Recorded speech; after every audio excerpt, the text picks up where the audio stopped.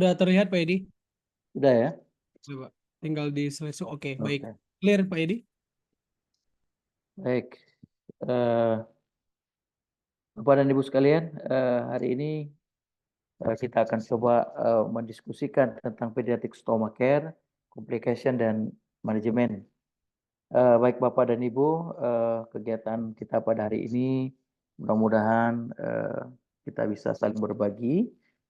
Saya seperti diperkenalkan tadi berdomisili di Kota Langsa, nama saya Edi Mulyadi. Saya boleh Bapak panggil Nes Edi. Dan saat ini memang saya sedang menekuni di bidang perawatan luka, stoma dan continence, yang memang setiap harinya saya berada di tempat praktek untuk merawat luka, kemudian merawat stoma dan continence seperti yang disampaikan tadi ya.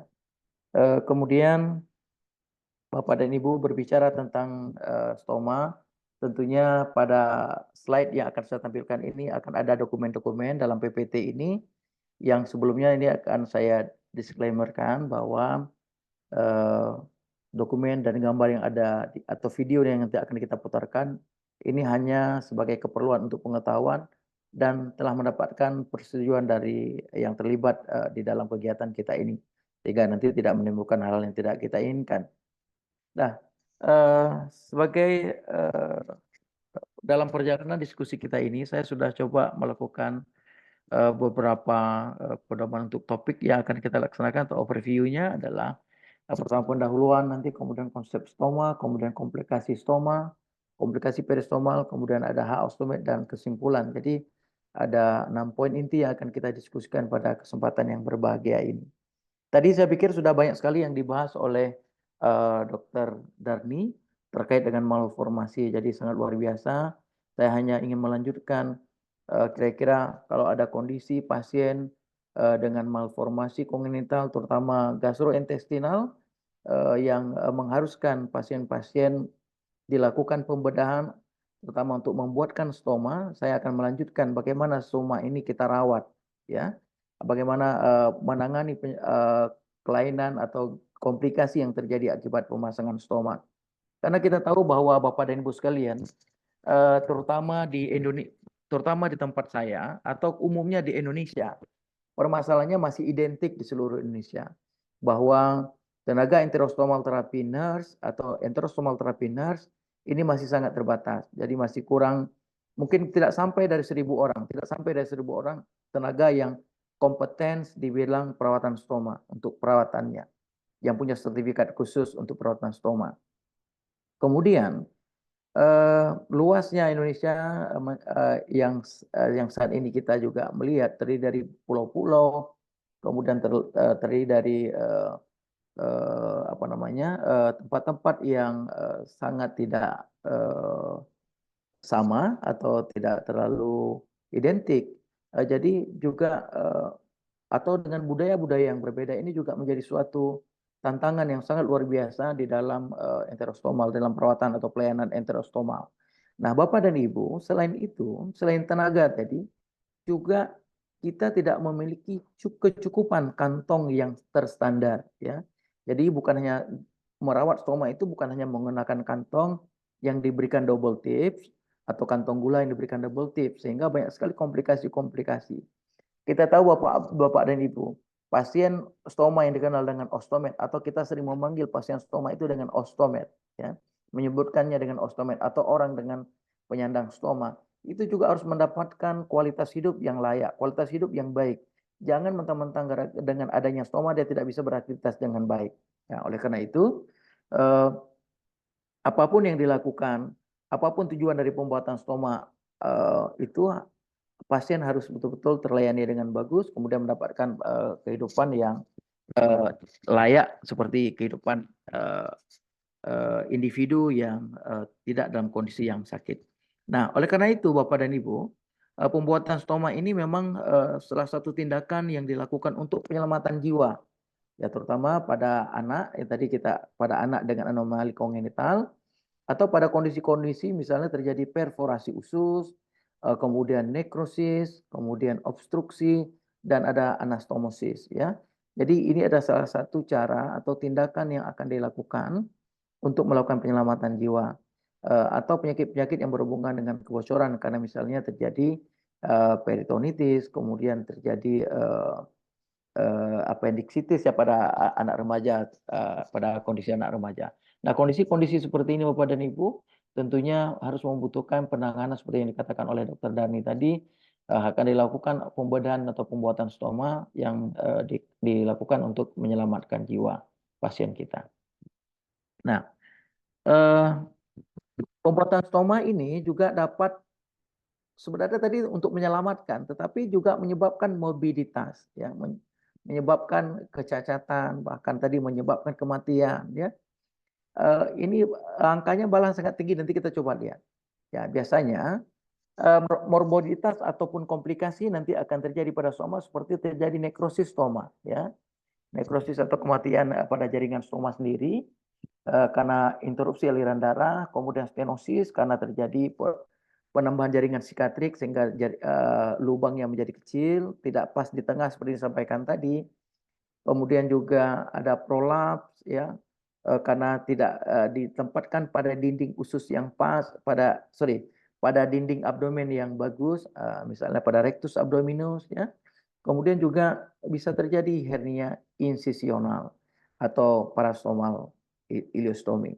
Nah, jadi kondisi-kondisi seperti ini bisa terjadi akibat pemasangan stoma. Oleh karena itu, ini harus dilakukan penanganan yang betul-betul baik dan dilakukan oleh orang-orang yang punya kompetensi dan keterampilan yang sesuai untuk melakukan perawatan stoma. Jadi juga perawatan stoma ini juga tidak bisa dilakukan oleh tenaga-tenaga atau boleh dilakukan tenaga-tenaga yang terlatih atau orang awam juga harus bisa melakukan misalnya, tapi tanpa komplikasi tadi istilahnya. Ya. Karena apa? Karena juga pada penanganan misalnya pada kondisi ileostomi, ya, misalnya pada kondisi ileostomi atau pembuatan stoma pada usus halus, ini sering sekali menimbulkan dehidrasi karena di sana masih banyak sekali pelepasan cairan, kemudian bisa sampai menimbulkan kegagalan pertumbuhan. Jadi oleh karena itu ini harus betul-betul dilakukan oleh multidisiplin kolaborasi untuk meningkatkan kualitas hidup pasien. Nah, Bapak dan Ibu, ini angkanya yang sangat fantastis kalau saya katakan bahwa morbiditas atau angka kesakitan pada penyandang stoma ini juga kalau kita lihat juga tinggi, ya, 20-38%. Setelah stoma dipasang, apakah masalah teratasi? Belum tentu. Masalah sumbatan teratasi, tetapi masalah baru juga bisa terjadi apabila tidak bisa dilakukan penanganan yang baik. 20-38% masih terjadi, ya. Nah, Bapak dan Ibu, seperti dikatakan di awal bahwa anomali kongenital atau malformasi kongenital ini semakin hari semakin meningkat di Indonesia, ya, karena tadi perkembangan teknologi, kemudian perubahan pola hidup, ya. Ini akan menjadi sebuah hal yang akan mempengaruhi tata pola kehidupan manusia. Nah, oleh karena itu di tempat kami sendiri untuk tahun ini saja dari bulan Januari sampai Agustus kita menemukan kasus ini udah 7 kasus yang datang ke tempat saya di klinik Edwecare untuk melakukan perawatan stoma yang sudah komplikasi. Ada 7 kasus, ya. Nah, jadi ini sangat meningkat. Tahun ini meningkat hampir 200% atau 300% meningkat dari tahun-tahun sebelumnya. Jadi ini bukti bahwa memang ada peningkatan angka anak-anak atau bayi yang dilakukan pembuatan stoma. Jadi sebenarnya apa sih stoma? Seperti juga sudah disinggung tadi, sebenarnya stoma ini hanya sebuah lubang yang dibuat oleh ahli bedah di daerah perut yang berfungsi untuk mengeluarkan produknya seperti feses dan urin, ya. Jadi tidak hanya feses yang dikeluarkan tapi bisa urin.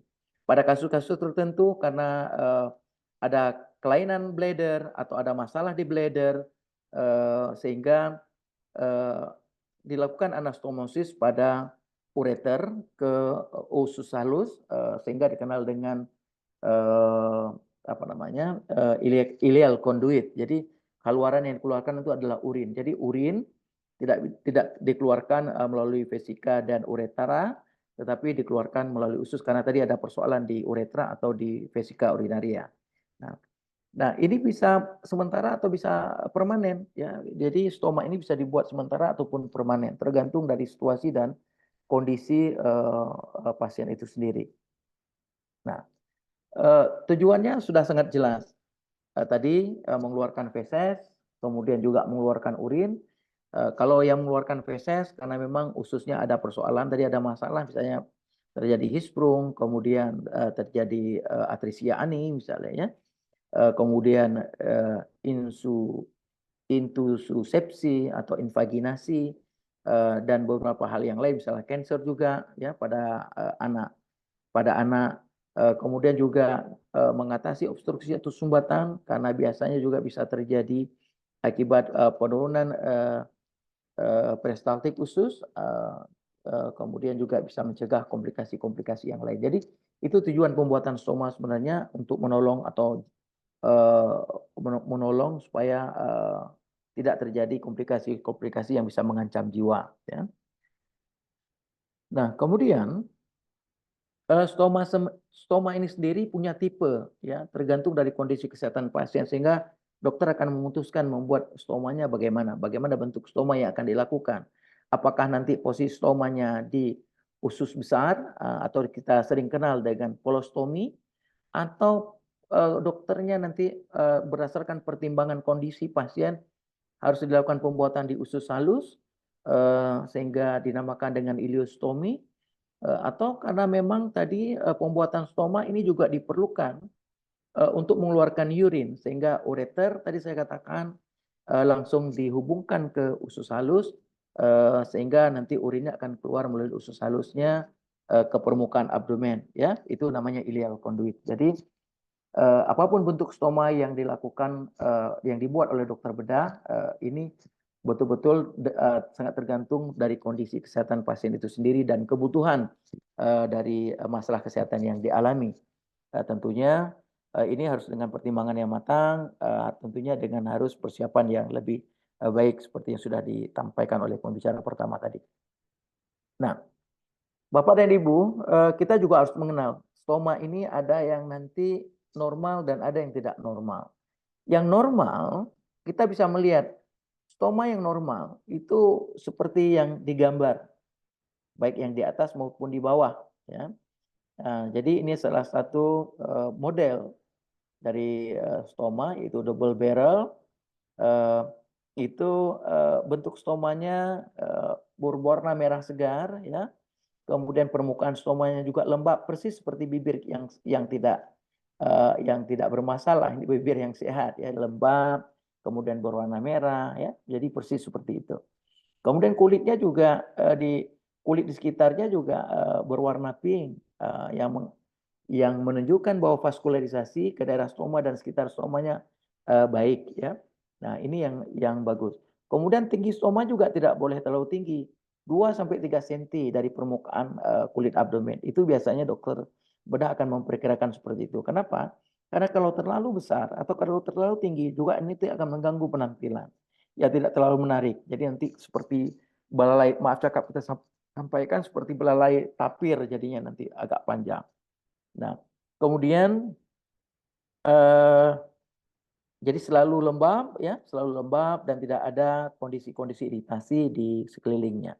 Jadi ini adalah kondisi stoma yang baik. Dan ini menurut Bregman, ya, Colwell juga menyampaikan seperti itu, Blackley juga menyampaikan seperti ini. Ini adalah pendapat-pendapat mereka tentang stoma yang bagus. Nah, kemudian stoma juga dilakukan atau dibentuk berdasarkan prosedur operasi, ada 3 bentuk, ya. Ada 3 bentuk stoma yang dibuat berdasarkan prosedur operasi yang dilakukan. Kalau seandainya tonjolan stomanya atau lubang dari stomanya kita lihat ada 1 stoma, ya. Ada 1 bagian usus yang keluar, ya. Atau ada 1 lubang. Itu dinamakan dengan enstoma, ya, enstoma. Jadi biasanya enstoma ini dibuat untuk pada gangguan daerah sigmoid, ya, kolon sigmoid, kemudian kolon descendens, kemudian pada daerah usus halus atau ilium, dan pada proses pengeluaran urin, yaitu diversi urinaria ileal atau dikenal dengan ileal conduit, ya, ileal conduit. Ya, jadi namanya N-stoma. Jadi bentuk stomanya namanya N-stoma ya istilahnya. Nah, jadi ini juga dipertimbangkan sesuai dengan fungsi dan tujuan dari perawatan atau pengobatan yang dilakukan. Nah, kemudian kalau Bapak dan Ibu menemukan ada 2 celah lubang stoma, ini namanya loop stoma ya, tetapi dia berikatan. Jadi lubang ini timbul, lubang ini menjadi 2 bagian.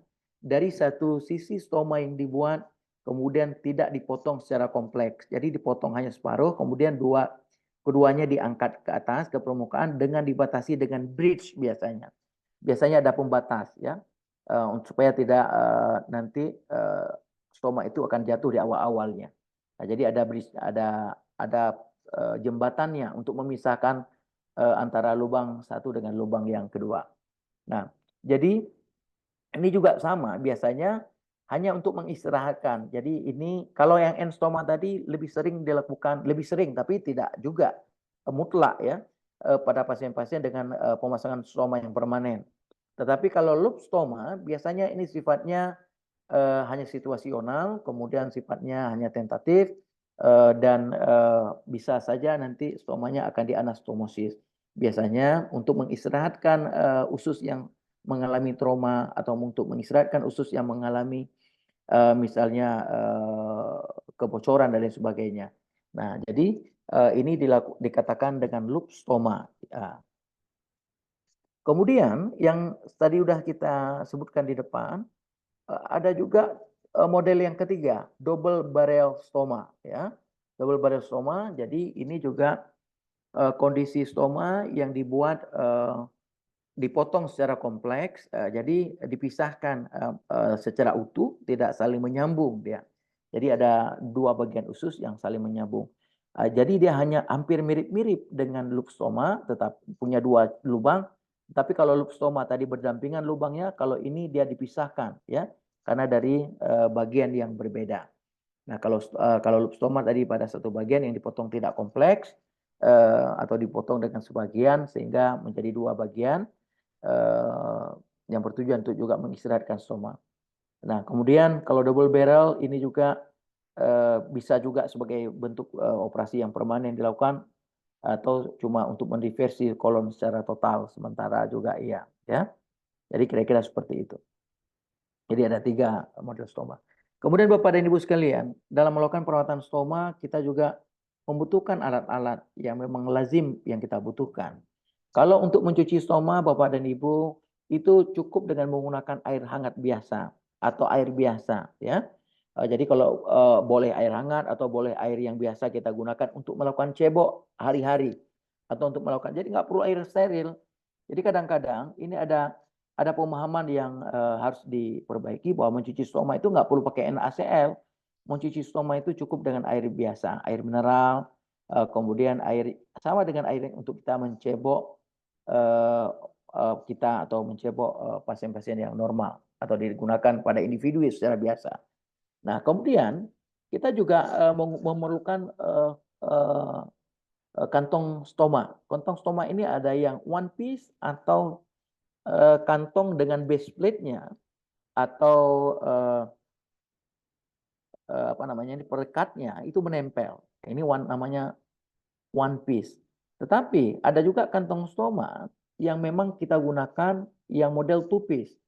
Jadi antara base plate ya, antara base plate kemudian dengan kantongnya ini terpisah. Nah, biasanya ini juga punya fungsi yang berbeda atau punya keunggulan masing-masing. Kalau Pak harusnya bagusnya yang kantong dengan yang two piece ini lebih bagus digunakan pada pasien yang baru selesai melakukan operasi ya. Di awal operasi atau minggu pertama operasi bagusnya kita menggunakan yang two piece. Supaya apa? Supaya kalau ada persoalan, ada pendarahan, kemudian ada kondisi-kondisi misalnya leak atau kebocoran, kita dengan mudah melakukan perbaikan dengan cara membuka. Jadi tanpa harus mengganti kantong. Karena tadi saya katakan permasalahan di Indonesia selain tadi tenaga yang kurang, tenaga profesional atau kompeten yang bisa merawat stoma kurang, juga ketersediaan kantong ini sangat sulit di Indonesia. Jadi oleh karena itu lebih bagus base plate atau covernya ini bisa dipakai 4 hari sampai 7 hari itu sangat bagus, sangat bisa hemat pasiennya ya. Nah, ini di awal-awal operasi. Tetapi kalau misalnya operasinya sudah lama, kemudian tidak ada komplikasi yang rumit, jadi penggunaan one piece itu lebih bagus. Bahkan nanti pada pasien-pasien dengan kontrol buang air besarnya sudah bagus, itu cuma pakai stoma cap. Jadi ukurannya sekecil hanya untuk menutupi stoma. Kenapa? Karena fesesnya udah bisa dikontrol untuk pengeluaran dengan baik. Tapi pada bayi saya pikir ini tidak bisa dilakukan pemasangan stoma cap karena anak-anak atau bayi itu belum bisa mengontrol buang air besar dengan bagus. Nah, Bapak dan Ibu mungkin jadi pertanyaan bagaimana cara mengontrol kan begitu. Nah, usus kita ini bisa kita latih. Jadi stoma ini juga bisa dilatih, terutama pada orang yang dewasa. Karena pada bagian stoma ini kita tidak punya sphincter ya. Kalau pada manusia normal ada sphincter internal dan ada sphincter eksternal. Ketika refleks untuk BAB di sphincter internal dikomunikasikan, kita masih punya sphincter eksternal untuk kita bisa mengontrol supaya tidak berak sembarangan.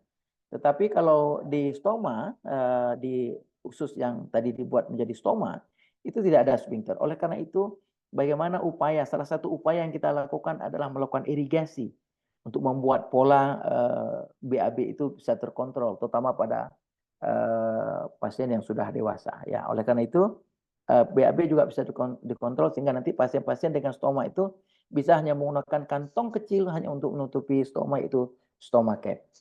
Nah, kemudian Bapak dan Ibu, kita juga membutuhkan yang namanya skin barrier ya. Skin barrier ini adalah dia ada bermodel spray, kemudian ada juga yang model tisu, kemudian kita swab di permukaan kulit yang tujuannya adalah untuk melindungi kulit dari maserasi supaya cairan ataupun kalau terjadi leak atau kalau terjadi kebocoran dari stoma, kantong stoma maksud saya, ini tidak akan mengendap cairan itu di permukaan kulit sehingga permukaan kulit akan tercegah dari iritasi. Nah, selain itu penggunaan skin barrier ini juga bisa untuk digunakan sebagai perekat ya, menambah rekat base plate kantong stoma sehingga lebih rekat dan lebih bisa lengket. Nah, kemudian untuk mencegah leak, untuk mencegah kebocoran, kita punya pasta, punya hidrokloid ya. Punya hidrokloid sama seperti yang di base plate tadi. Ini juga hidrokloid lembaran, tapi ini hidrokloid pasta yang bisa kita gunakan untuk mencegah leak atau kebocoran. Nanti kita bisa lihat di video yang saya akan tampilkan. Nah, itu kira-kira bahan-bahan yang diperlukan dan saya pikir tidak terlalu rumit untuk dilakukan. Cuma ketersediaan barang-barangnya yang masih bermasalah di Indonesia. Nah, jadi Bapak dan Ibu, tadi kita udah lihat bahwa ada stoma yang normal, sekarang kita coba lihat bagaimana stoma yang tidak normal. Nah, stoma yang tidak normal berarti adalah stoma yang memiliki komplikasi. Nah, komplikasi yang bisa terjadi bisa bersifat obstruksi atau penyumbatan. Bapak dan Ibu, penting sekali kita melihat bahwa makanan-makanan yang mesti dikonsumsi, makanya nanti ada pemateri yang akan khusus membahas tentang diet dan gizi pada pasien stoma. Supaya apa? Kesalahan konsumsi nutrisi atau kesalahan diet pada pasien stoma atau ostomet ini akan menyebabkan penyumbatan, ya. Akan mengakibatkan penyumbatan. Kemudian ini juga akan menimbulkan suatu kondisi yang tidak baik, bahkan nanti akan terjadi distensi abdomen yang nanti akan menimbulkan gangguan pengeluaran feses dan urin juga, ya, feses terutama karena makanan ya.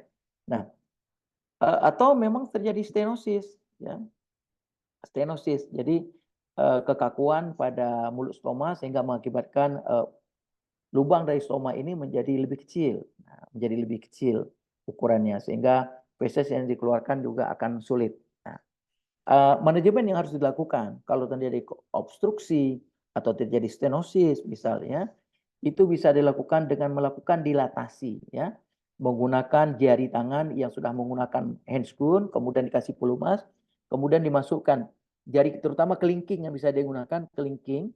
Jangan juga nanti pada bayi kita gunakan ibu jari kita, itu enggak bagus. Nah, tidak dianjurkan. Jadi cukup dengan kelingking, ya kita dilatasi pelan-pelan sampai kelingkingnya bisa masuk, tapi jangan dipaksakan. Nah, itu biasanya untuk membantu membuka atau mengevokasi feses, kemudian juga membuka, mendilatasi permukaan ataupun mulut stoma tadi yang sudah menyempit akibat stenosis. Nah, itu salah satu. Kemudian yang kedua, nanti juga dieterinya atau ahli dietnya juga perlu memberikan diet yang mudah dicerna, yaitu diet dengan yang tinggi serat ya, nah, yang rendah serat sehingga nanti mudah diabsorb. Nah, kemudian Bapak dan Ibu, masalah yang kedua yang sering terjadi yaitu prolaps.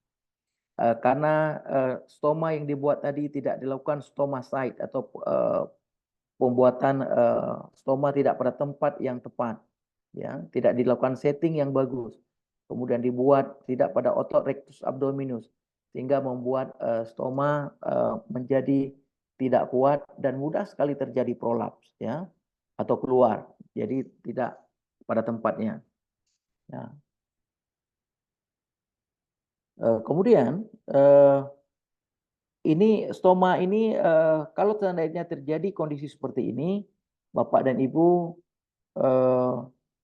cukup menggunakan kantong yang lebih fleksibel, jadi ukurannya agak lebih besar sehingga bisa memuat stoma di dalamnya.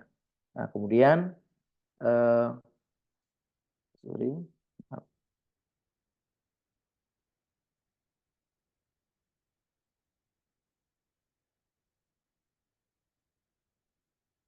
ya, kemudian selain menggunakan menggunakan kantong yang fleksibel tadi, juga kita menganjurkan pasien nanti istirahat dulu, tidur datar dalam posisi datar, kemudian juga kita berikan kompres supaya terjadi vasokonstriksi sehingga nanti ukuran stomanya menjadi kecil, ya.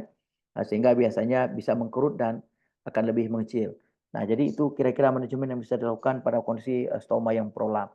Jadi nggak usah khawatir, nggak usah takut. Jadi cukup pasien suruh tidur, kemudian lakukan kompres dingin pada area stoma dengan memberikan kantong yang lebih fleksibel, ya ukurannya terutama lebih besar. Nah, kemudian juga karena posisi tadi yang tata letak yang tidak bagus, juga bisa terjadi hernia. Jadi stoma itu juga bisa terjadi hernia. Jadi bagian stoma itu yang tidak berada pada tempat yang kuat sehingga dia akan pindah posisi atau kenal dengan hernia. Nah, masuknya usus ke bagian dinding perut yang lemah sehingga ini juga akan menyebabkan nanti gangguan dari penampilan terutama ya, penampilan, kemudian juga bisa bentuk stomanya tidak bagus. Nah, jadi yang harus kita lakukan nanti cari kantong juga yang fleksibel ya supaya bisa muat ukuran hernia tadi. Nah, supaya bisa ketutup. Kemudian gunakan korset. Nah, kita juga ada korset atau supporter seperti supporter pemain bola itu bisa kita atau pakai bel ya supaya nanti bisa menahan bagian yang hernia tadi. Kemudian hindari pengangkatan benda yang berat, jangan lagi mengangkat benda berat seperti penanganan hernia biasa. Kemudian juga kalau ada batuk, biasakan untuk kalau misalnya tidak bisa menghindari batuk, ya biasakan untuk memegang area perut supaya menekan ya, untuk tidak memperparah kondisi, memberikan peningkatan intraabdominal. Nah, kemudian, risiko pendarahan juga bisa terjadi pada pasien kita. Ini biasanya karena terjadi gangguan homeostasis, misalnya juga pada kondisi pasien-pasien dengan ada penyakit-penyakit tertentu, kelainan darah, ya, kemudian kelainan atau kekurangan dari trombosit atau platelet, atau memang ada jahitan yang tidak bagus atau terputus, terutama pada mukuk utaneusnya. Jadi oleh karena itu ini kalau ada terjadi pendarahan dan pendarahannya masif, harus segera di-refer, harus segera diperiksa dan dikirim ke dokter bedah untuk dilakukan penjahitan kembali. Nah, jadi itu penanganan untuk perdarahan. Nah, Bapak dan Ibu juga kadang-kadang juga stoma ini juga mengalami edema ya. karena penekanan, ya, hematoma peristomal. Jadi sehingga juga terjadi edema. Nah, edema yang terjadi ini bisa diminimalkan atau dikurangi tadi juga dengan melakukan istirahat, kemudian juga memperbaiki vaskularisasi sehingga stomanya bisa kembali menjadi lebih baik. Nah, kemudian juga karena aliran darah yang tidak bagus atau ada pembuluh darah yang mengalami obstruksi, apakah karena jahitan atau apakah karena sumbatan yang lain, sehingga permukaan stoma tidak lagi berwarna merah terang atau merah muda tadi, tetapi berubah warna menjadi nekrotik. Ini juga harus segera di-refer ke dokter bedah untuk dilakukan evaluasi dan akan dilakukan penanganan lanjutan. Karena ini sangat berbahaya dan ini adalah tanda-tanda dari kematian bagian usus atau stoma yang sudah dibuat tadi. Jadi harus segera ditangani untuk tidak menimbulkan persoalan yang lebih besar lagi. Kemudian ini juga retraksi. Retraksi itu dinding stoma, permukaan stoma itu masuk ke dalam, ketarik ke dalam. Ya, ini biasanya akibat kantong stoma yang digunakan terlalu sempit dan karena terbentuknya jaringan skar. Jadi akibat skar ini juga ketarik dia di dalam, ya, sehingga nanti stomanya menjadi lebih kecil di permukaan. Sehingga ini penanganannya yang dianjurkan adalah nanti kita boleh menggunakan kantong stoma, tetapi dengan base plate yang convex, yang cekung, ya, supaya nanti bisa mengikat stoma yang sudah ketarik ke dalam tadi. Nah, oleh karena itu harus betul-betul kita ketersediaan alat ini menjadi sangat penting, karena tanpa alat juga perawatan stoma juga akan susah. Nah, selain komplikasi pada stoma, kita akan melihat ada komplikasi peristomal, ya. Komplikasi peristomal atau komplikasi area sekitar stoma, ya. Ini bisa terjadi iritasi atau dermatitis seperti yang kita lihat pada gambar ini. Nah, ini sangat sering terjadi sekali karena tadi leak atau kebocoran, ya. Atau karena cairan yang dikeluarkan tadi membuat maserasi di permukaan kulit. Nah, bentuk iritasi yang lain bisa juga disebabkan oleh hipersensitivitas kulit terhadap base plate tadi. Jadi base plate atau perekat stoma tadi yang ditempelkan di bagian abdomen ini tidak cocok, ya, atau misalnya bahan yang digunakan itu tidak tepat, tidak cocok, sehingga akan menimbulkan reaksi hipersensitivitas atau alergi pada kulit. Nah, jadi kita harus cari alternatif lain. Jadi harus kita ganti, ya. Kita harus mencari ganti produk untuk menggantikan kantong stoma tadi. Jadi selama kantong stomanya nggak diganti, nah alergi ini akan terus terjadi, hipersensitivitasnya akan sering terjadi. Jadi reaksi hipersensitivitas pada kulit atau sekitar stoma ini diakibatkan oleh penggunaan produk, ya, alergi produk. Nah, jadi salah satu yang harus kita lakukan adalah ya mengganti produk tadi dengan produk yang lain yang tidak menimbulkan alergi.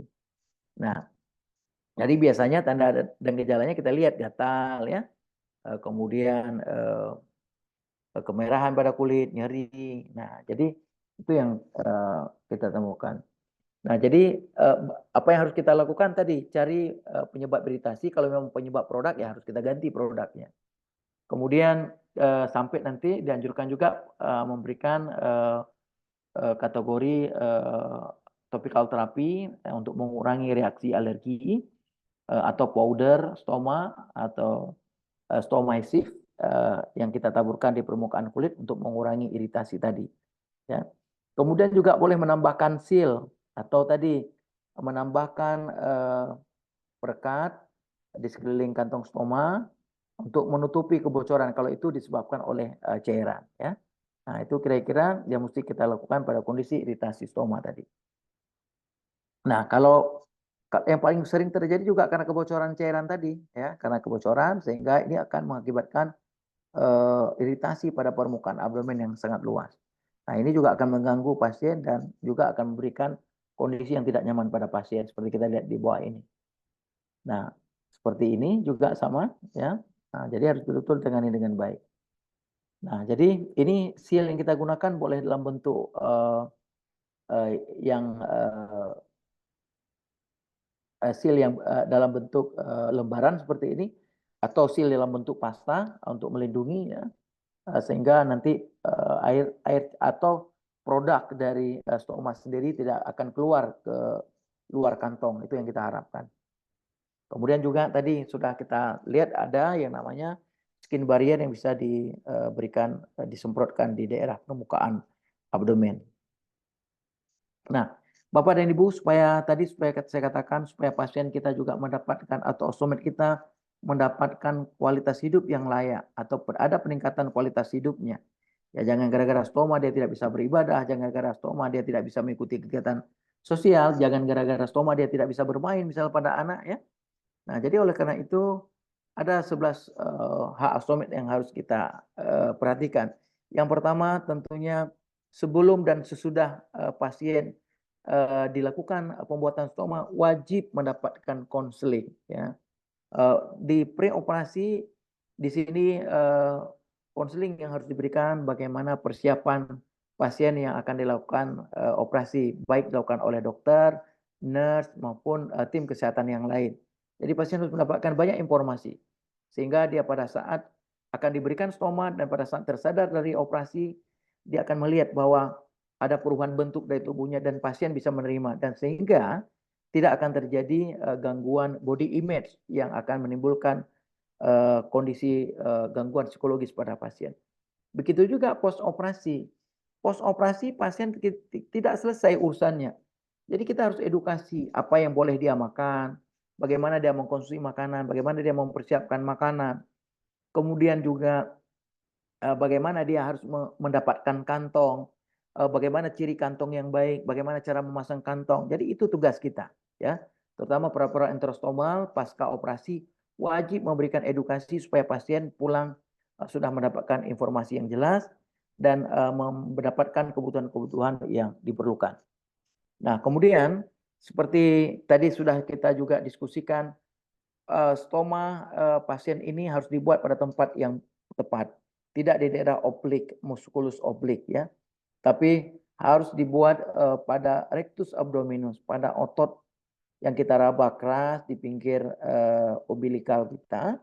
Dan ini ada tempat yang tepat. Tetapi ini cuma karena bayi atau pada anak, jadi beberapa aktivitas kita tidak, stoma site tidak kita lakukan karena anak-anak masih terbatas aktivitasnya. Tetapi kalau orang dewasa, Bapak dan Ibu, yang akan banyak melakukan aktivitas, jangan gara-gara stoma ini anak-anak pasiennya akan mengalami gangguan aktivitas. Oleh karena itu, pada saat nanti dokter akan melakukan stoma akan melakukan pembuatan stoma, ini harus betul-betul dilakukan stoma site dulu oleh nurse-nya ya. Di mana posisi kira-kira? Nah, posisinya misalnya dia menggunakan ikat pinggang di mana. Jadi kita harus betul-betul melakukan dengan baik. Menggunakan ikat pinggang di mana. Jangan nanti dia pada saat dia sudah selesai operasi, dia tidak bisa menggunakan belnya lagi. Ya. Atau jangan sampai pada saat dia ruku salat nggak bisa. Atau pada saat dia ruku salat nanti bisa terlepas kantongnya. Jadi harus kita juga perhatikan kondisi dia beribadah. Ya, terutama yang muslim tadi. Nah, jadi ini harus betul-betul dilakukan stoma site sehingga nanti dokter bedahnya akan tepat melakukan stoma ya. Nah, kemudian juga sesuaikan dengan aktivitas apakah pasien sesuaikan dengan juga bentuk tubuh pasien. Apakah pasien dalam posisi yang gemuk, di mana ada lipatan-lipatan, apa pasien dalam bentuk kurus ya. Jadi ini harus diperhatikan dan dipertimbangkan. Oleh karena itu stoma site harus pasien dapatkan sebelum dilakukan tindakan operasi. Ini adalah konsensus internasional, pasien harus mendapatkan stoma site. Jadi nggak ada istilah, oh sito. Walaupun sito, tetap stoma site harus diperhatikan. Nah, kemudian Bapak dan Ibu, bentuk stoma yang baik. Pasien harus mendapatkan stoma sesuai dengan stoma normal tadi. Harus tingginya 2-3, kemudian permukaan stomanya lembab dan berwarna merah pink, baik di stoma maupun di kulit sekitarnya. Jadi ini stoma yang sehat. Nah, kemudian, nah ini tadi supporter yang kita gunakan misalnya dia mengalami hernia. Nah, jadi pasien ini juga harus mendapatkan penanganan atau pelayanan dari perawat atau tim kesehatan yang berkompeten, ya, baik dokter, perawat, kemudian dieteri, kemudian ahli fisioterapis dan lain sebagainya, psikolog. Dia harus mendapatkan semua sehingga betul-betul pasca operasi pasien ini mendapatkan hal-hal yang belum terpenuhi ataupun apa yang akan dia inginkan capai. Kira-kira demikian.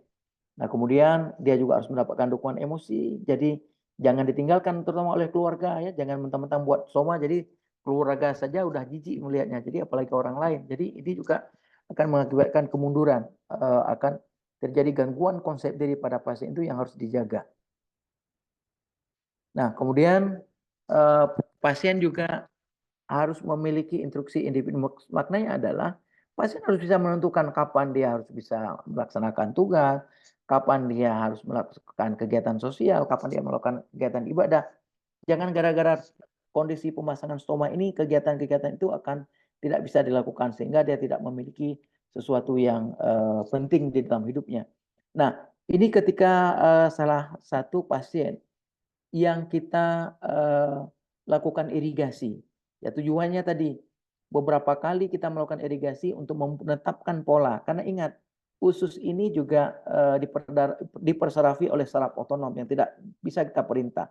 Tapi dia akan merekam kebiasaan-kebiasaan. Pada saat kita irigasi, peristaltik usus akan meningkat, di situ cairan akan dikeluarkan. Atau pada saat itu usus akan ditingkatkan. Nah, kalau itu dilakukan secara berulang-ulang, kebiasaan itu akan direkam oleh usus dan nanti usus akan melakukan tanpa ada irigasi. Oleh karena itu, salah satu fungsi dari irigasi selain untuk mendialisis isi usus dikeluarkan, juga dapat membentuk pola buang air besar terutama pada orang dewasa. Nah, kemudian ketersediaan alat seperti kita katakan tadi ini menjadi sangat penting. Jangan pakai double tip, jangan pakai kantong gula, ya itu sangat uh, uh, menyedihkan bagi pasien-pasien kita. Kemudian ini tadi harus ada perawat atau tenaga yang betul-betul berkompeten di bidangnya, ya, untuk melakukan perawatan stoma pasca operasi atau sebelumnya. Nah, kemudian dia juga harus mendapatkan pelayanan pasca hospital seumur hidup. Apalagi pada pasien-pasien stoma yang memang permanen tadi sifatnya. Jadi seumur hidup selama terpasang stoma dia harus mendapatkan fasilitas atau pelayanan yang baik. Seperti di negara-negara maju, pasien dengan stoma punya tempat yang khusus, punya toilet yang khusus. Jadi dia tidak membutuhkan toilet duduk, tetapi dia membutuhkan seperti wastafel kita, dia sambil berdiri dengan ukuran sepinggang. Kemudian dia bisa taruh stomanya di situ, dia bisa cuci dengan bagus, bisa ganti kantong dengan baik. Bagus, terutama di negara-negara maju sudah difasilitasi seperti itu. Nah, kemudian memanfaatkan tim keperawatan profesional untuk melakukan perawatan. Nah, kemudian juga punya asosiasi, karena ini menjadi sangat penting, harus ada asosiasi yang menangani tentang ostomi ini, karena masalah-masalah yang dihadapi tadi, ada komplikasi, ada masalah yang berhubungan dengan ketidaktersediaan kantong sehingga bisa kita fasilitasi, ya, untuk mendapatkan kantong minimal walaupun tidak banyak tetapi bisa membantu untuk kebutuhan pasien. Jadi terakhir Bapak dan Ibu sekalian, anomali kongenital merupakan masalah yang mengancam kehidupan anak baru lahir, bahkan akan menimbulkan kecacatan dan kematian serta akan mengganggu pertumbuhan. Kemudian terutama akibat anomali berhubungan dengan gastrointestinal, sehingga stoma menjadi salah satu cara untuk mengatasi masalah terutama pada gangguan gastrointestinal tadi. Jadi ini harus dilakukan oleh tenaga yang profesional, tenaga yang punya kompetensi, dan mudah-mudahan pasien yang akan dirawat atau ostometnya akan mendapatkan pelayanan yang sangat luar biasa. Demikian yang bisa saya sampaikan, tapi sebelumnya saya mintakan untuk kita putarkan video stoma. Saya kembalikan ke moderator supaya kita bisa putarkan video. Baik, Pak Edi. Terima kasih, Pak Edi. Baik, ini mau diputar video terlebih dahulu, Pak Edi, boleh? Ya, boleh. Video aja dulu. Siap, baik, boleh. Teman-teman, panitia boleh untuk mau menampilkan video terkait dengan workshop Pak Edi.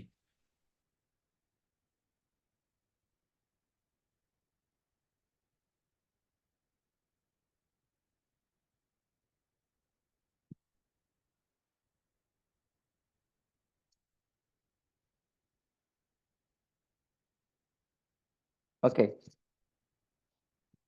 Bismillahirrahmanirrahim. Assalamualaikum warahmatullahi wabarakatuh. Waalaikumsalam. Saya adalah orang tua dari anak saya yang bernama Muhammad Kamul Salam yang berusia 17 bulan. Beberapa waktu yang lalu pernah menjadi penyandang stoma. Anak saya mengalami keluhan, tidak bisa BAB, perutnya kembung, rewel dan tidak bisa tidur. Selanjutnya saya berinisiatif membawa ke rumah sakit daerah dan diagnosa usus melipat dan harus dirujuk ke rumah sakit provinsi, yaitu Rumah Sakit Ibu dan Anak, untuk menjalani operasi dan harus dibuat stoma. Selama 8 hari dalam perawatan, kami dibolehkan pulang. Tetapi kami tidak mendapatkan informasi yang cukup tentang perawatan stoma di rumah.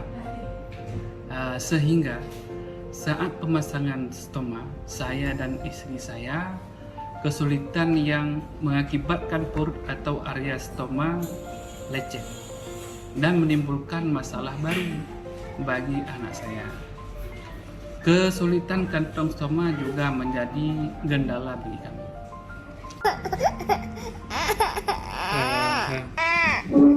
Oke, stop dulu, stop sebentar. Oke, sebelum kita lanjutkan videonya, coba saya deskripsikan sedikit. Jadi Bapak dan Ibu sekalian, tadi adalah anak dengan usia, kalau tadi sekarang usianya udah 16 bulan, 14 bulan. Jadi pada usia 8 bulan, dia mengalami invaginasi atau usus melipat. Kemudian dilakukan penanganan. Tadi permasalahan yang Bapak Ibu bisa tangkap Pak. Jadi adalah tidak mendapatkan edukasi bagaimana cara merawat stoma dan dia tidak ada kantong. Itu yang persoalannya ya. Sehingga ketika Bapak dan Ibunya merawat, kondisi stomanya seperti ini.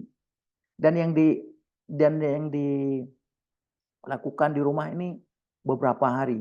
Jadi pasien ini dilakukan kalau stomanya adalah iliostomi, ya karena dibuat di usus halus. Bayangkan kalau usus halus itu produknya adalah cair, ya, fesesnya berbentuk cair.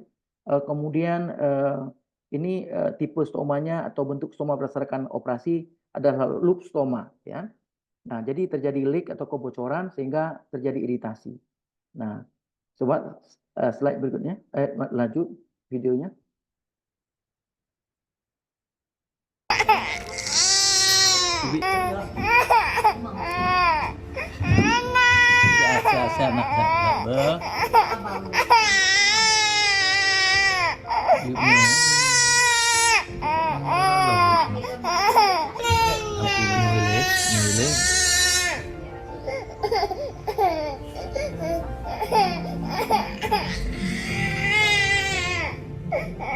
Oke, kondisinya sangat perih ya, karena kulitnya udah iritasi. Saat mencari kantong stoma, saya mendapatkan informasi agar saya bawa anak saya ke Educare Klinik untuk mendapatkan perawatan dan kantong stoma. Alhamdulillah, setelah dilakukan perawatan dan mendapatkan kantong serta di fasilitas untuk melanjutkan perawatan kantong ke Yayasan Kanker Indonesia, komplikasi stoma pada anak saya dapat teratasi. Kami banyak mendapat edukasi dari New Edi Mulyadi tentang perawatan stoma, pemasangan kantong yang benar, sehingga dapat membawa kami melakukan perawatan secara mandiri di rumah.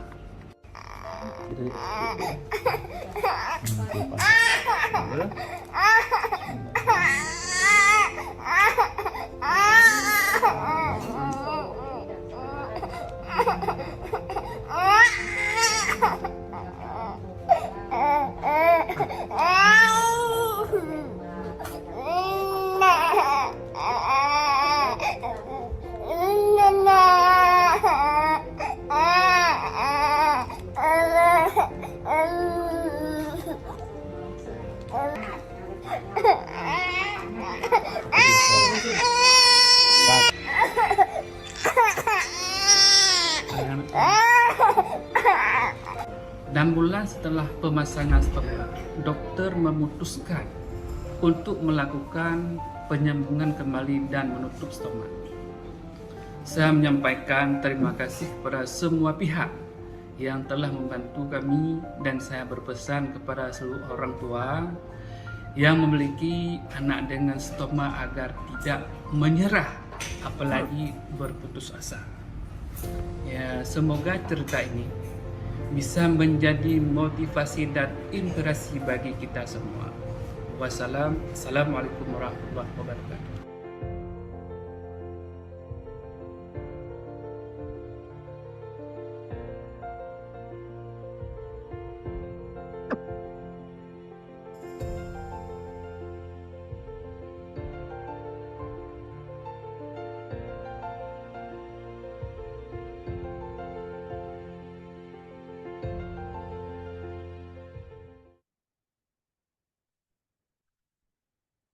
Oke, Bapak dan Ibu, ini adalah salah satu true story yang kita rekam beberapa waktu yang lalu, bahwa sekarang anaknya udah anastomosis, sudah disambung lagi, dan alhamdulillah pada saat ini kondisinya udah jauh lebih baik, dan bahkan sudah bisa normal kembali seperti biasanya tanpa ada gangguan dalam pelepasan atau pengeluaran fesesnya. Jadi itu tadi keterbukaan informasi, kemudian edukasi yang betul-betul kita lakukan, kemudian dengan ketersediaan kantong, saya pikir juga keluarga bisa melakukannya dengan baik di rumah.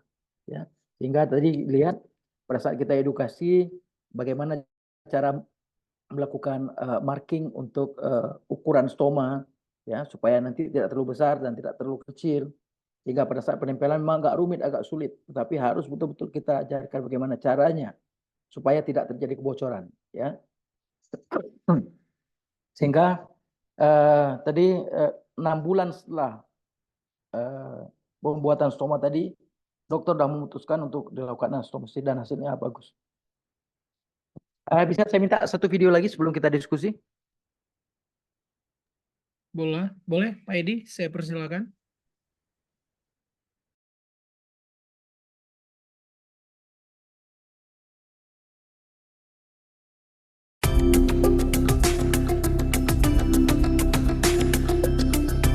Bismillahirrahmanirrahim. Bukan itu, satu lagi. Assalamualaikum warahmatullahi wabarakatuh.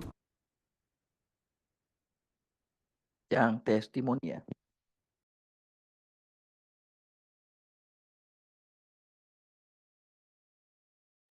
Sebentar, Pak.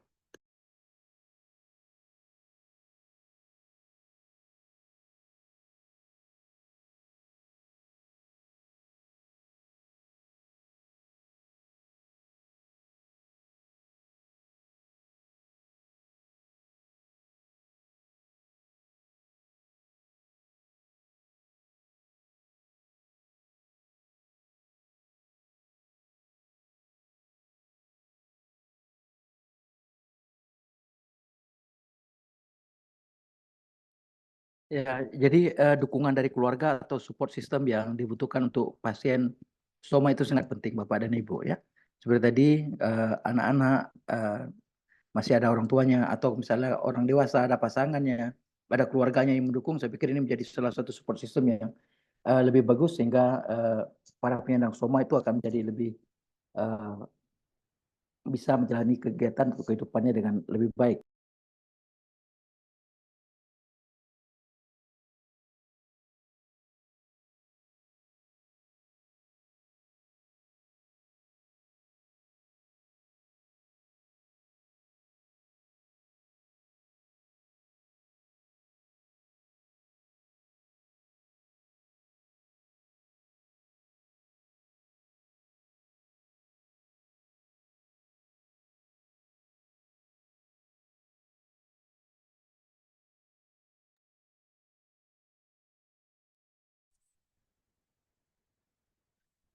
Ya, sambil menunggu video. Kemudian di beberapa organisasi yang berhubungan dengan atau institusi yang berhubungan dengan pelayanan stoma seperti tadi di Yayasan Kanker, ini juga memfasilitasi Jadi pada kesempatan ini nanti mudah-mudahan ini bisa teman-teman yang bisa mendengarkan di sini juga bisa mendapatkan alternatif, memberi informasi kepada pasien bahwa Yayasan Kanker Indonesia juga salah satu yang juga memberikan kantong gratis. Tetapi dengan catatan selama persediaan itu masih ada, jadi kita bisa mendapatkan kantong itu 7 buah kantong dalam waktu sebulan, untuk sebulan ya. Jadi bisa kita minta ke sana setiap untuk satu pasien yang tidak mampu 7 kantong per bulan, tetapi selama persediaan masih ada. Karena seperti saya katakan tadi, tidak banyak produk atau kantong stoma atau colostomy bag yang masuk ke Indonesia. Karena tadi kita tidak paham tentang cukai dan sebagainya. Jadi bahkan dulu ada informasi bahwa ada barang yang diberikan misalnya dari sebuah negara dikirim ke kita secara cuma-cuma dikirim, tetapi karena birokrasi atau sistem birokrasi di Indonesia yang membutuhkan banyak sekali hal-hal yang berkaitan dengan kebijakan dan sebagainya, sehingga biaya cukainya terlalu besar sehingga tidak bisa diambil. Jadi biaya yang sudah dikirimkan oleh orang lain nggak bisa digunakan, kantong yang sudah dikeluarkan oleh orang lain nggak bisa kita gunakan ya. Nah, jadi ini juga persoalan di negara kita.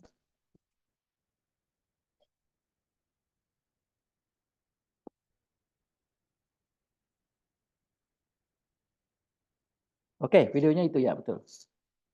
Assalamualaikum warahmatullahi wabarakatuh. Nama saya Azhari, sering dipanggil Ai. Umur saya 18 tahun. Saya adalah penyandang stoma akibat usus buntu saya bocor. Awalnya saya tidak merasa nyaman karena kantong stoma saya selalu bocor. Bahkan kulit perut saya luka-luka dan infeksi. Hingga pada saat itu pasanglah kantong plastik untuk menampung kotoran saya yang cair.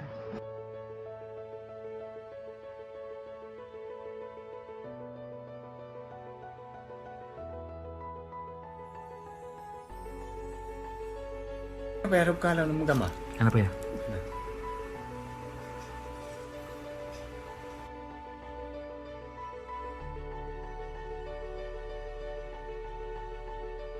Udah, ni ayah mah dia aduh. Hang jadi mau mandi. Oh, boleh ya? Dia jadi apa? Yang TBE enak. Jangan Pak, bilang dia semua sakit. Nanti punya kaget lukanya, nanti doa agak jet dong benar. Udah sabun. Mau yo sabunan apa deh yo?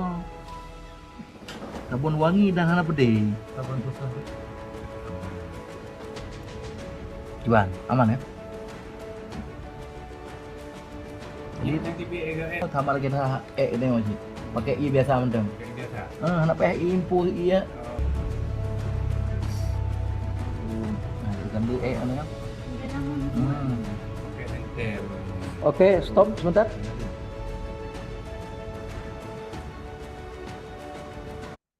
Oke, Bapak Ibu, ini seperti dijelaskan bahwa ini adalah ostomy kita dengan appendicitis perforasi, sehingga untuk mengistirahatkan usus, bagian ususnya dia dilakukan juga ileostomi ini. Jadi kesulitan kita melakukan perawatan ileostomi ini adalah masifnya pengeluaran feses karena kontraktilitas ususnya juga meningkat, kemudian juga produksinya yang tidak padat sehingga keluar lagi kita lakukan perawatan keluar ya, sehingga kita harus siapkan untuk pembersihan. Kemudian ini karena sudah iritasi, ini sudah ada di pinggir stomanya ini sudah ada celah ya, sehingga di celah-celah ini juga masuk feses. Nah, sehingga ini juga harus kita bersihkan. Nah, kita bersihkan. Kemudian tadinya pasiennya ini cuci stomanya pakai NaCl 0,9% ya. Nah, cuci karena dia itu tadi. Kemudian di rumahnya ini bukan nggak ada kantong. Kalau Bapak Ibu lihat tadi dia pakai kantong plastik, kantong kresek. Nah, sebenarnya pasiennya udah ada kantong stoma, colostomy bag-nya ada yang bagus. Tetapi nggak dipakai. Kenapa? Karena bapaknya tidak diajarkan cara marking kantong stoma, cara membuat ukuran kantong stoma. Sehingga ketika dia pakai bocor lagi ketimba. Makanya setiap hari itu harus ganti beberapa kali sehingga pasiennya juga kan kantong stoma ini mahal ya, sampai 10.000 atau lebih satu kantong, sehingga terakhir karena keluarnya terus-menerus seperti itu, jadi dipakailah kantong kresek aja supaya mudah. Tetapi kan terjadi iritasi, tambah lagi iritasi, ya. Sehingga kita edukasi, makanya edukasi itu menjadi sangat penting, ya. Jadi bukan setelah operasi selesai, tidak. Setelah operasi harus betul edukasi, di mana dia harus dapatkan kantong, bagaimana cara marking kantong, kemudian bagaimana cara dia membuang kotorannya dan sebagainya, kapan harus dibuka, bagaimana tanda-tanda kelainan, itu harus dia dapatkan informasi-informasi itu. Lanjut.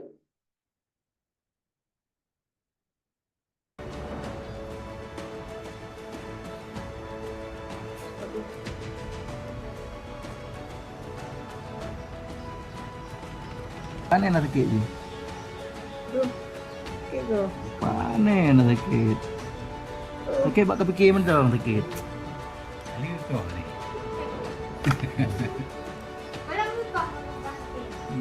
Kaya udah pohon.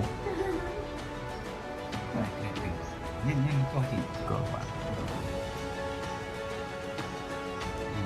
Boleh hanya dik. Boleh dengan apa? Yang nak juga gara-gara trepat dan kajuknya. Dalam tadi juga.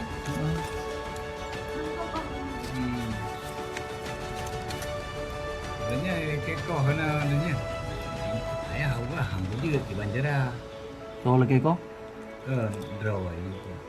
Draw. Oh iyalah.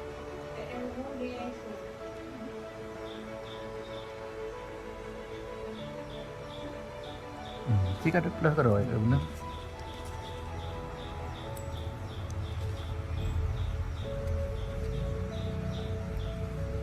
Ngan mas ajarin. Yang ujungnya macam tu pak? Tahu? Yang hitam tu. Lebih. Lebih kan?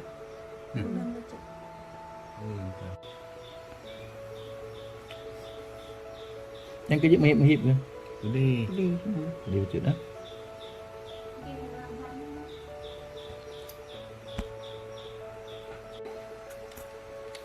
Skin barrier. Oke, stop.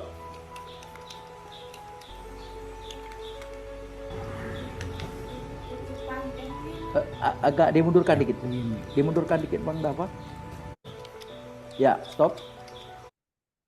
Oke, Bapak Ibu.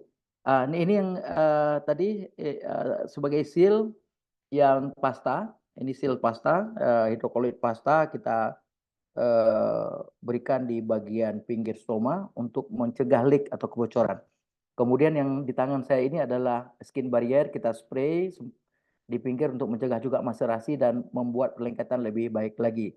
Sehingga kantong juga akan lebih merekat, lebih bagus. Oke, lanjut.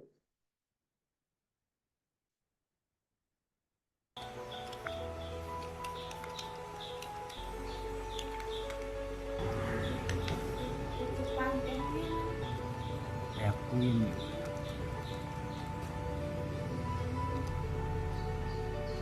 Dari untuk Mana? Dah, kita mau Pak? Pahat lah. itu ini.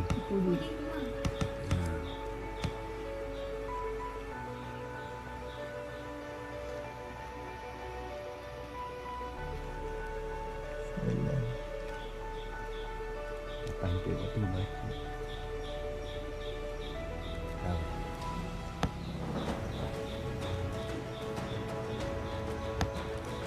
Nampak dia.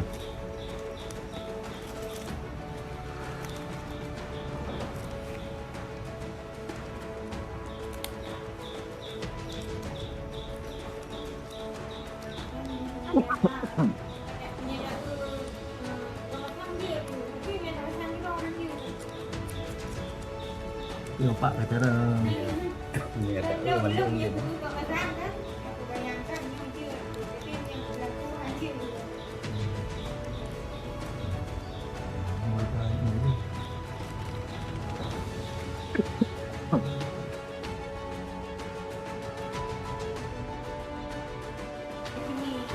Hah?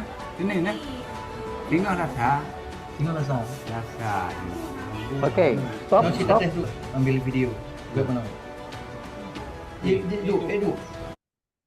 Oke. Nah, kantong kenapa kita drainase kantong kenapa harus ke samping? Karena posisi pasien kita ini atau ostomet kita ini lebih banyak berbaring. Andai pasien lebih udah banyak beraktivitas, posisi kantong harus atau drainase kantong harus ke bawah ya. Jadi untuk ini juga berhubungan dengan gravitasi juga membantu untuk menguatkan perekat di atasnya ya. Nah, jadi ini juga harus kita pikirkan. Ini merupakan kiat juga dan seni dalam memasang kantong. Nah, berikutnya. Kamu TV. Oke, pasiennya udah lama sekali nggak berani duduk, dan nggak bisa duduk karena kan kantong tadi pakai kantong plastik, pasien lepas. Nah, ini pasien sudah sangat kurus, pasien. Nah, udah hampir 3 bulan di rumah berbaring. Kemudian karena dia ileostomi tadi, jadi nutrisi dan gizinya menjadi sangat kurang sekali, makanya pasien kurus kering ya. Nah, Bapak dan Ibu untuk bisa membandingkan pada saat dia komunikasi tadi di awal dengan yang terakhir nanti setelah juga dilakukan penutupan stoma. Dia beli hana pakai baju. Sedih kok hana pakai baju jadi.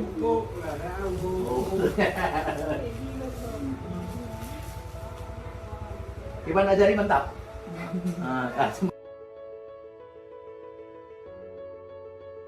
Oke. Nah, kemudian juga ada luka yang mengalami dehiscence. Lukanya juga ini masih berongga, kemudian keluar pus yang sangat purulent, eksudatnya purulent, sehingga itu juga butuh penanganan perawatan. Assalamualaikum warahmatullahi wabarakatuh. Saya Azhari, mantan ostomet yang pernah dirawat oleh Nas Adi di beberapa waktu yang lalu. Saat udah gemuk deh ya. Alhamdulillah, stoma saya sudah ditutup kembali dan saya sudah bisa beraktivitas seperti biasa. Bagi seluruh para ostomet di Nusantara, tetaplah semangat. Tidak ada yang tidak mungkin. Man jaddah wa jaddah. Oke. Baik, terima kasih Dafa. Terima kasih Nasarifin. Saya kembalikan ke Nasarifin. Terima kasih Bapak dan Ibu atas perhatian. Assalamualaikum warahmatullahi wabarakatuh.